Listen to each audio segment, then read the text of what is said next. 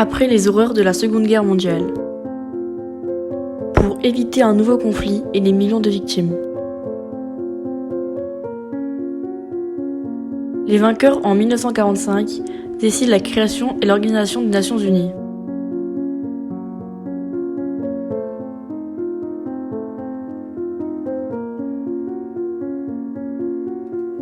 L'ONU entend répondre aux espoirs d'un monde meilleur après la guerre. La Charte des Nations Unies est signée par tous les pays représentés. Le 26 juin 1945, à San Francisco. L'adoption à l'unanimité de la Charte des Nations Unies est saluée par tous les délégués.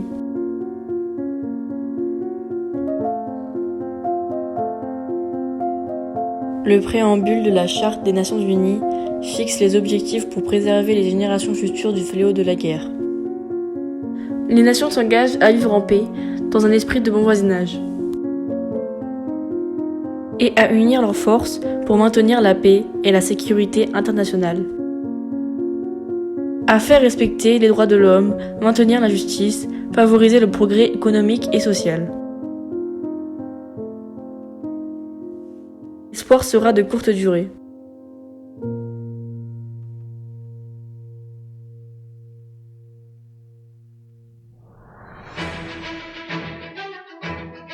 Dès 1945, des tensions apparaissent entre les États-Unis et l'URSS, les anciens alliés contre le nazisme.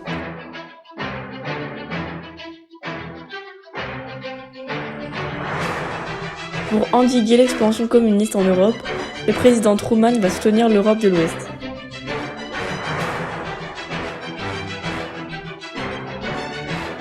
Les États-Unis lancent le plan Marshall, une aide économique de grande envergure pour consolider l'Europe. De 1948 à 1951, les États-Unis versent quelques 13 milliards de dollars pour la reconstruction des pays européens.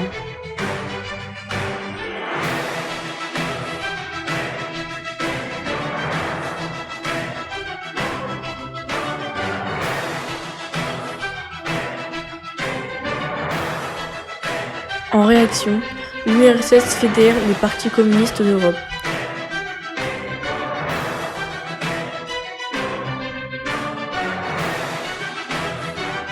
Les communistes créent le Komintern. Le monde se divise en deux blocs. Le bloc de l'Ouest, emmené par les États-Unis, le bloc de l'Est, emmené par l'URSS.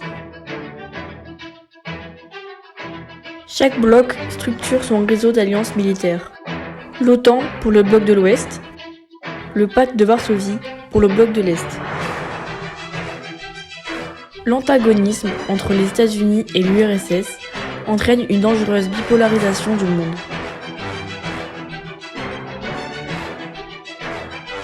Les deux blocs s'affrontent dans tous les domaines, politiques, diplomatiques, militaires, économiques. Sur le plan idéologique, le libéralisme américain est incompatible avec le communisme soviétique. La guerre froide est aussi une guerre de propagande et de communication.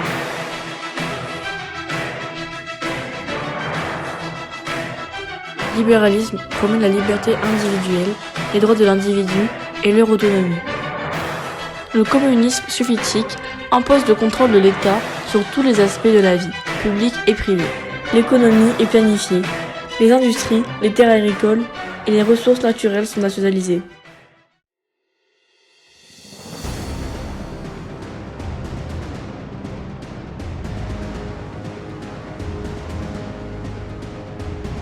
La course aux armements nucléaires fait craindre le pire, mais l'arme atomique dissuade chaque adversaire de se lancer dans une guerre directe. Équilibre de la terreur. En 1945, l'Allemagne est occupée par les vainqueurs, à l'ouest par les Occidentaux, à l'est par les Soviétiques. Jusqu'à la mort de Staline, en 1953, l'Allemagne va au centre des tensions. En juin 1948, les Soviétiques vont bloquer la partie ouest de Berlin, occupée par les Occidentaux.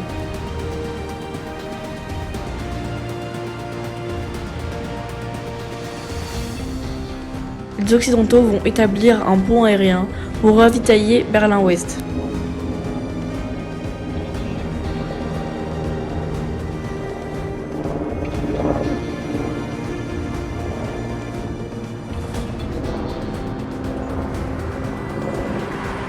Ils vont parvenir à poser leurs avions ou leurs hydravions en zone ouest.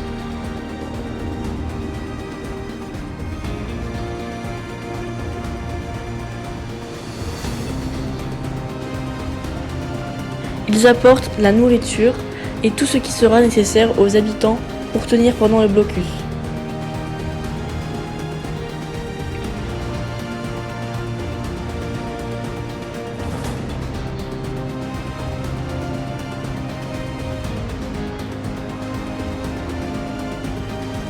Le blocus de Berlin durera de juin 1948 à mai 1949. Mais il sera un échec pour les soviétiques. En 1949, l'occupation de l'Allemagne cesse et deux pays distincts voient le jour. La République fédérale d'Allemagne, RFA, et la République démocratique allemande, RDA.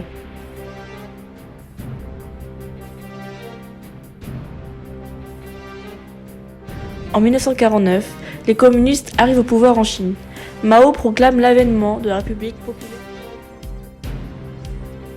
La guerre froide se déplace en Asie.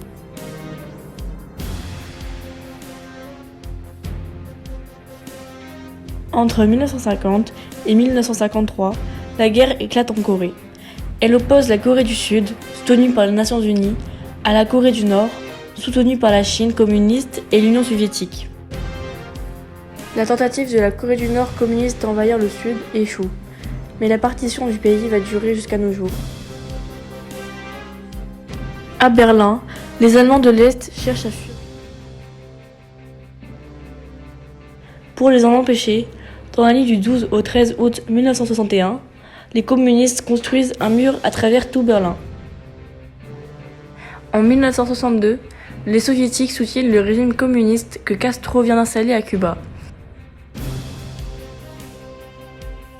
Ils installent des missiles nucléaires sur l'île à quelques kilomètres des côtes américaines. La crise des missiles de Cuba est l'un des moments les plus dangereux de la guerre froide. La guerre nucléaire semble proche. Finalement, la raison l'emporte. L'Union soviétique retire ses missiles de Cuba et les États-Unis acceptent de ne pas envahir l'île. Khrouchtchev et Kennedy inaugurent alors une période de détente.